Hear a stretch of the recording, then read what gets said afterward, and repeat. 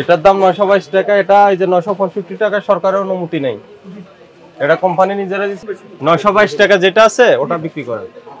অনেক তেল আছে, আমি দেখে আসছি। ওই যে আপনার রূপচাঁদার আছে, মেঘনার আছে, ওই পাশে ডিলারদের কাছে আছে, ওগুলো আনেন। ওগুলো আনেন যেটা 922 টাকার, ওগুলো বিক্রি করেন।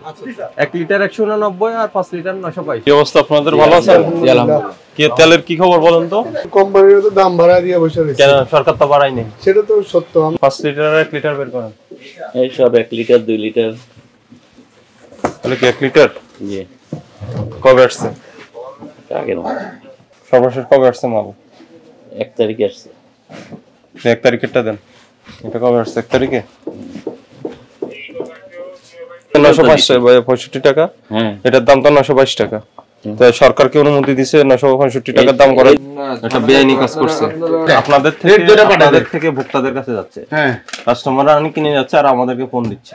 এখন হলো বেশি দাম সরকার যেহেতু বাড়ায় নাই, বেশি দামেরটা নিলেন কেন? নিজেরা গোপনে দাম বাড়ায় ফেললে তো এটা অস্থির হয়ে যাবে।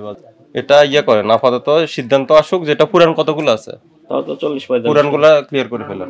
5 লিটারের নাই দেখেন তো কবে আসছে? আজকে দাম কত এটা? ওই যে 965। এটার দাম 922 টাকা, ঠিক আছে?